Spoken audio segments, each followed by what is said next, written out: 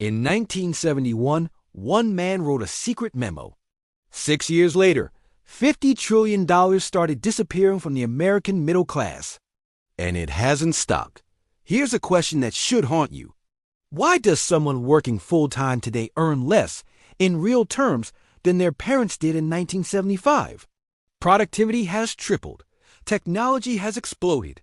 The economy is 6 times larger. Yet somehow, the average worker got poorer. Not relatively poorer.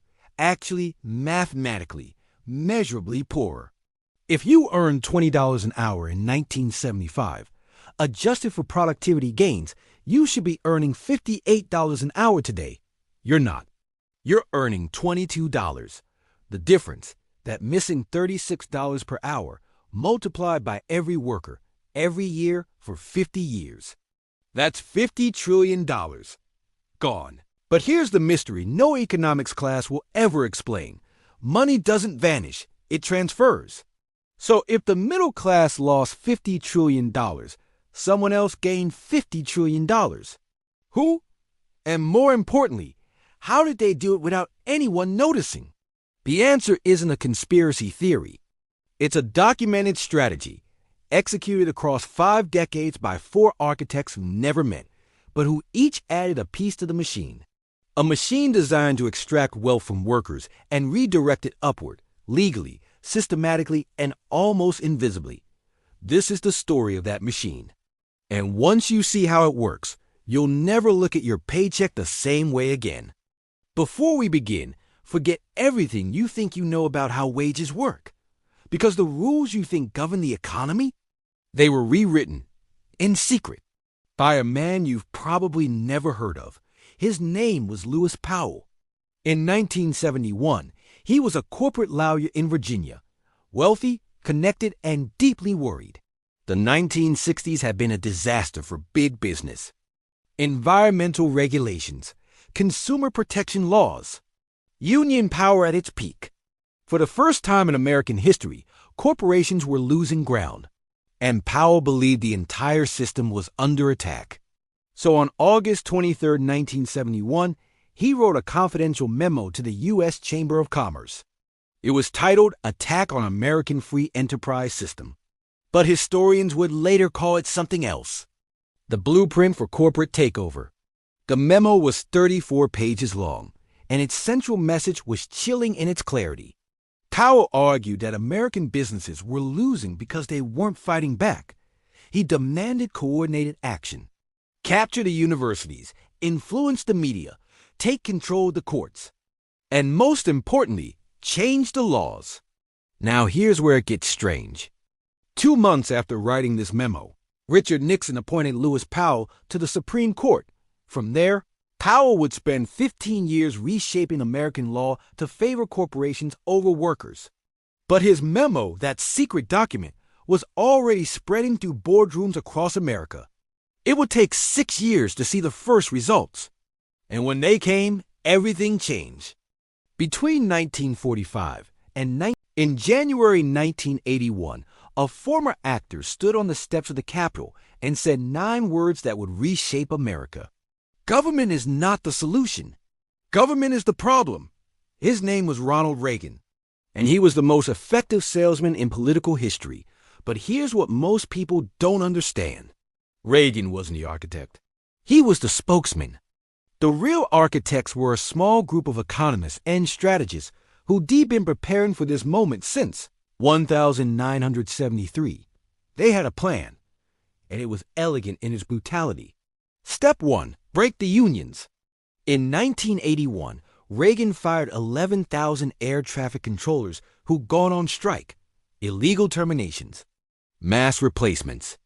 It sent a message to every worker in America, strike and you're gone. Union membership collapse. From 35% of workers in 1955 to 6% today. Without collective bargaining, individual workers had no leverage. Wages stagnated because workers couldn't demand more. Step 2. Cut taxes at the top. Reagan slashed the top marginal tax rate from 70% to 28%. The promise? That wealth would trickle down to workers. It didn't. Studies now show that 65% of those tax cuts went directly in financial assets, stocks, bonds, real estate. Not wages, not jobs, assets. Step 3. Deregulate everything. Banking rules, environmental protections, worker safety standards. Corporations could now do things that had been illegal for decades. And the profits they extracted? They kept them. Now here's the psychological trick that made this all possible. Reagan told workers that unions were the problem, that government regulations were holding them back, that if corporations were freed from restrictions, everyone would get rich. And millions believed him. They voted for policies that suppressed their own wages. They celebrated deregulation that eliminated their own job protections. They cheered tax cuts that benefited people 100 times wealthier than themselves. Why? Because Reagan understood something the other politicians didn't.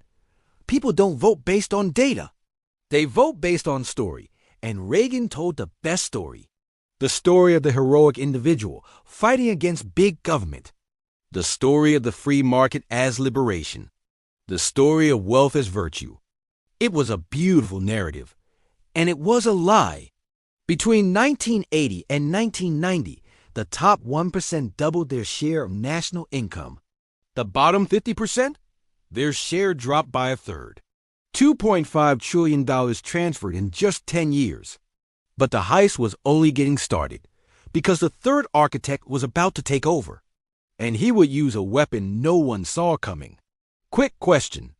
What if I told you there's a tax you pay every single year, but it never shows up on your tax return? A tax that takes 2 to 5% of everything you own, every year, forever? A tax you've been paying your entire life without knowing it. You want to know about it, right?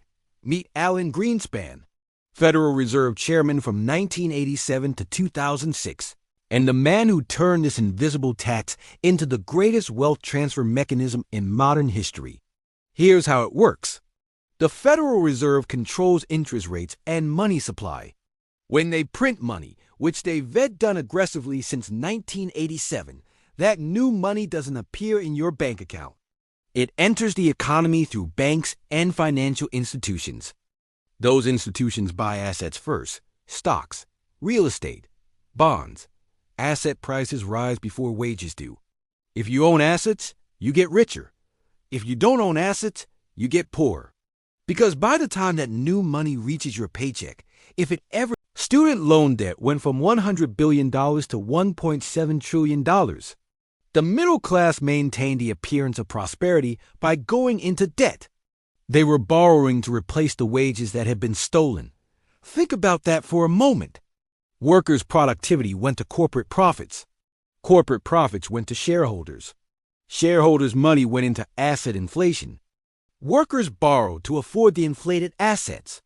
Interest on that borrowing went back to the same shareholders. It's a perfect loop. A machine that extracts wealth from workers at both ends. First through suppressed wages, then through interest on the debt they take to survive. But the machine wasn't complete yet. Because in 2008, something happened that exposed the entire system. And instead of fixing it, the fourth architect did something unthinkable. He made it permanent. September 15, 2008, Lehman Brothers collapsed. The global financial system froze. Banks stopped lending. Markets crashed. The economy was hours away from complete meltdown. This was the moment of truth. The machine was broken. The system was failing. There were two options. Option 1, let it fail. Banks that made reckless bets would go bankrupt. Asset prices would crash back to reasonable levels. Workers could afford homes again. The system would reset. Painful, but honest. Option 2, bail it out. Save the banks. Preserve asset prices. And make the taxpayers pay for it. Ben Bernanke chose option 2.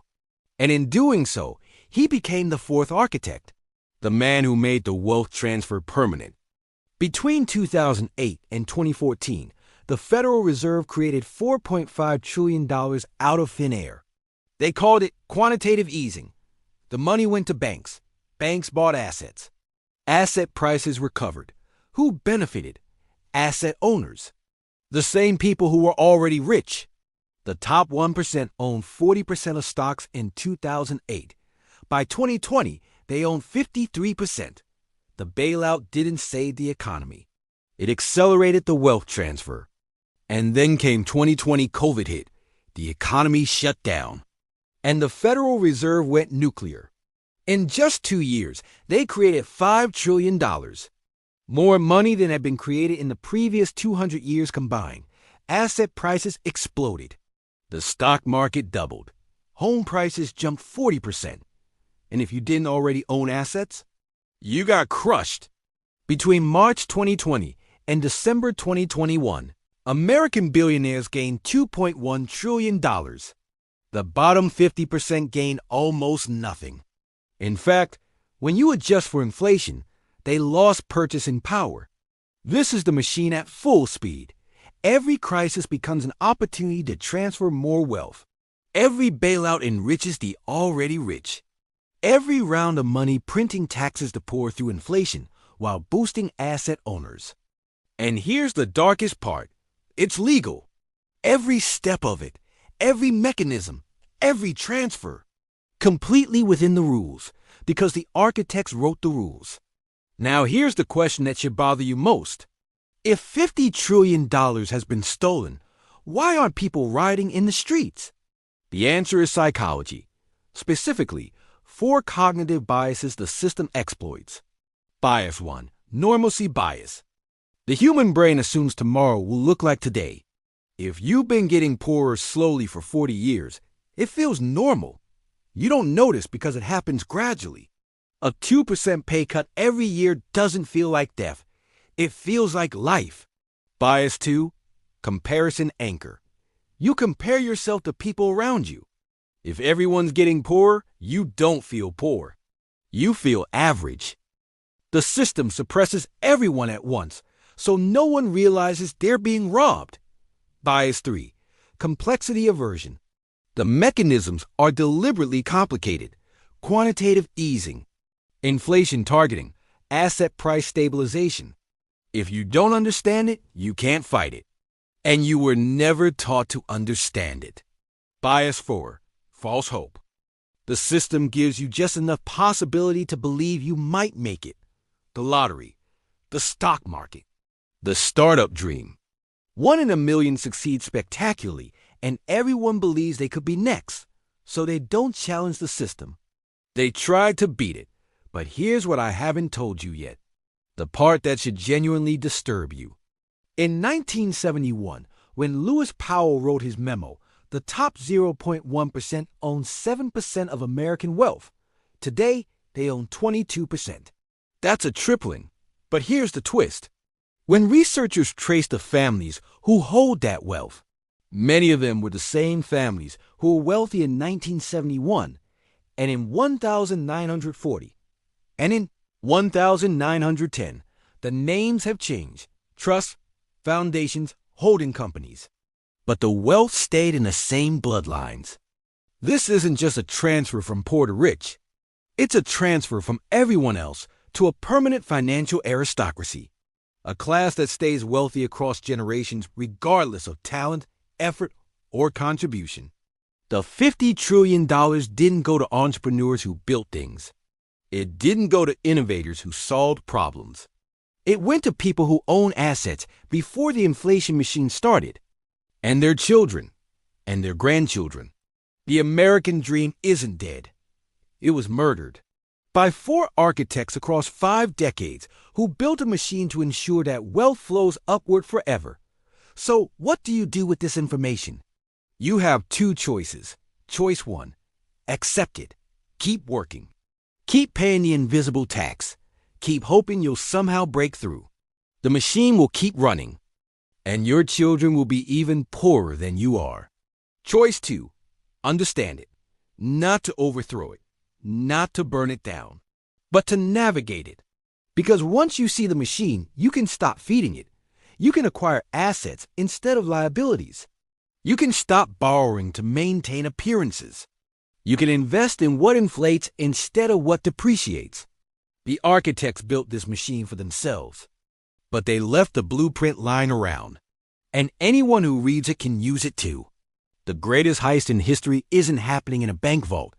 It's happening in your paycheck. It's happening in your rent. It's happening every time you check your account and wonder why there's nothing left. $50 trillion. Taken in broad daylight. By a machine that runs so quietly, you never knew it was on. Now you know. The question is, what are you going to do about it?